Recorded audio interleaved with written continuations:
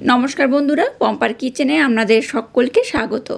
আজ আমি সিমাই দিয়ে অপূর্ব স্বাদের একটা ইউনিক রেসিপি আপনাদের সাথে শেয়ার করব।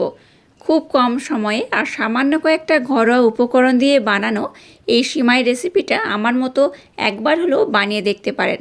এটা যেমন নরম তেমনই ঝরঝরে, আর মুখে দিলেই দেখবেন মিলিয়ে যাবে। এক কথায় অসাধারণ খেতে হয়। তাহলে চলুন দেরি না করে আজকের এই অপূর্ব স্বাদের রেসিপিটা দেখে নেওয়া যাক। আজকে সেমাই দিয়ে যে রেসিপিটা বানাবো তার জন্য দেখুন এখানে আমি 200 থেকে প্রায় 250 গ্রামের মতো কিন্তু নিয়ে নিয়েছি সিমাই। এটা রোস্টেড সিমাই, মানে এটা ভাজা সিমাই। আর এইরকম কিন্তু সরু সরু সিমাই, এই সিমাইগুলো কিন্তু আপনারা বাজারে এখন অ্যাভেলেবেল পেয়ে যাবেন। তো চলুন আজকে এই সিমাইটা দিয়ে অপূর্ব স্বাদের একটা রেসিপি আপনাদের সাথে শেয়ার করব। এটা বানাতে ভীষণ কম সময় লাগে, খেতেও কিন্তু দারুণ হয়। আর সামান্য কয়েকটা উপকরণ হলে এই সিমাইটা আপনারা বানিয়ে নেবেন। তো সিমাইটাকে কিন্তু ভেঙে ছোট করার দরকার নেই, এরকম একটু বড় বড় থাকবে।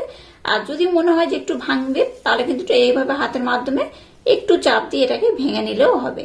তো যাই হোক, খুব কিন্তু ঝুড়ো ঝুড়ো করবেন না, একটু বড় থাকলে বেটার হয়। তো এইরকম থাকলেও হবে, আর যদি আমরা এরকম বড় রাখেন তাতেও হবে, এটা ভাঙলেও হবে, তবে ঝুড়ো ঝুড়ো করবেন না। তো চলুন আজকের এই সিমাইটা কিভাবে বানাবো দেখে নেওয়া যাক। এবার দেখুন গ্যাসটা জ্বেলে দিয়ে একটা কড়া বসিয়ে দিয়েছি, আর এর মধ্যে দিয়ে দিচ্ছি 1 চামচ ঘি। এবার দেখুন ঘিটাকে একটু গরম করে নেব। এবার দেখুন এই গরম ঘির মধ্যে আমি কিশমিশ দিয়ে দিলাম, দিয়ে দেবো টুকরো টুকরো করে কেটে নেওয়া আমন্ড, আর দিয়ে দেবো ছোট ছোট টুকরো করে কেটে নেওয়া কাজু বাদাম। গ্যাসের ফ্লেমটাকে লো রেখে এবার এই ড্রাই ফ্রুটগুলোকে একটু ভেজে নেব। আপনারা চাইলে এখানে একটু পেস্তা কিংবা অন্যান্য ড্রাই ফ্রুটও কিন্তু অ্যাড করতে পারেন। যে কোনো ড্রাই ফ্রুট এই রেসিপিটাতে ব্যবহার করা যায়, তাতে কোনো রকম সমস্যা নেই, খেতে বরং বেশি ভালো লাগবে। তো যাই হোক, এটাকে দেখুন একটু নাড়াচাড়া করে ভেজে নিয়েছি। খুব কিন্তু লাল লাল করে ভাজা যাবে না, এইরকম হালকা করে ভেজে নিতে হবে। আর এটাকে ভেজে নিয়েছি, এবার এটাকে আমি উঠিয়ে নেব। আবার এখানে 1 চামচের মতো ঘি দিয়ে দিলাম। ঘিটাকে আবার একটু আমি গরম করে নেব। এবার দেখুন সিমাইগুলোকে এর মধ্যে আমি দিয়ে দেব।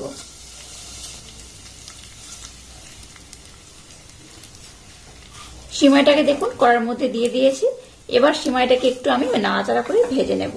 খুব কিন্তু লাল লাল করে ভাজতে যাবেন না, আর এটা এমনিতেই রোস্টের সিমাই, তো তাও এটাকে কিন্তু একটু ভালোভাবে ভেজে নিতে হবে। এটা ভাজার জন্য দুটো ছোট চামচ কিংবা হাতা ব্যবহার করবেন। দুটো ব্যবহার করলে এটা ভাজতে খুব সুবিধা হবে, নাড়াচাড়া করতেও কিন্তু খুব সুবিধা হবে। সিমাইগুলোকে এইভাবে একটু আলাদা আলাদা করে নিলে তাহলে কিন্তু বেশ ভালো হয়। সিমাইটাকে দেখুন আমি কিন্তু খুব সুন্দর একটু হালকা লাল লাল করে ভেজে নিয়েছি, দেখে বুঝতেই পারছেন কালারটা খুব সুন্দর হয়েছে।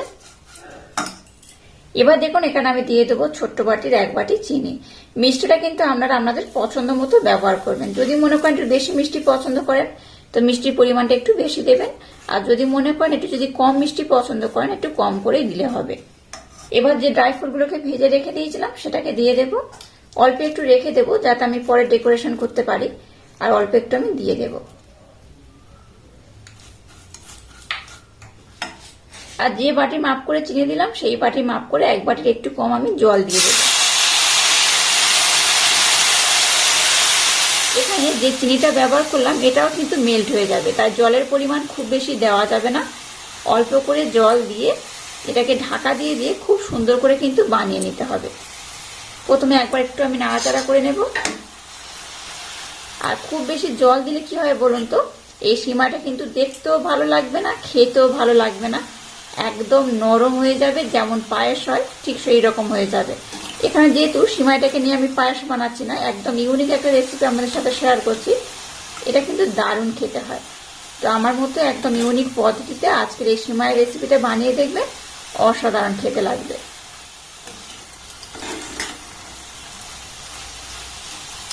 এখানে কিন্তু একদম বেশি জল ব্যবহার করা যাবে না, চিনিটা মেল্ট হতে একটু সময় দিতে হবে। তাই গ্যাসের ফ্লেমটাকে একদম লো রেখে ঢাকা দিয়ে এটাকে আমি 5 মিনিটের জন্য রেখে দেব। খুব বেশি সময় দিয়ে রাখারও দরকার নেই, 5 মিনিটের মতো রেখে দিলেই হবে।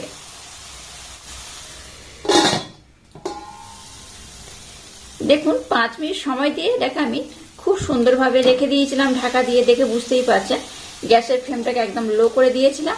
আর এটা কত সুন্দর হয়েছে দেখুন, নরমও হয়ে গেছে, ঝরঝরেও আছে। এটা যাতে ঝরঝরে থাকে তার জন্য কিন্তু সবসময় চেষ্টা করবেন 2 চামচ এইভাবে ব্যবহার করার। ছোট 2 চামচ কিংবা হাতা, আপনাদের হাতের কাছে যেমন পাত্র থাকবে সেইভাবে কিন্তু এটাকে একটু এইভাবে ঝুড়ো ঝুড়ো করে নিতে হবে। কত সুন্দর এটা হয়েছে দেখুন। এখানে কিন্তু আর একটা উপকরণ আমি অ্যাড করব। একদম শেষে সামান্য একটু মিল্ক পাউডার মানে গুঁড়ো দুধ আমি দিয়ে দেব।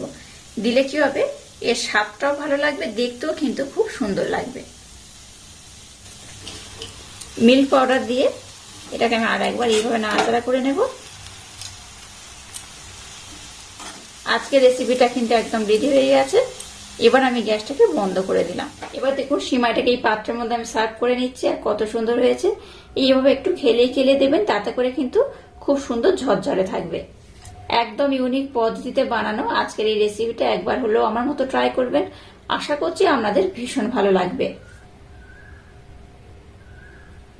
আর আজকের এই ইউনিক স্টাইলে সিমাইয়ের রেসিপিটা যদি আপনাদের ভালো লাগে তাহলে চ্যানেলটাকে লাইক, শেয়ার, কমেন্ট এবং সাবস্ক্রাইব করবেন, আর পাশে থাকা বেল আইকনটা প্রেস করে দেবেন।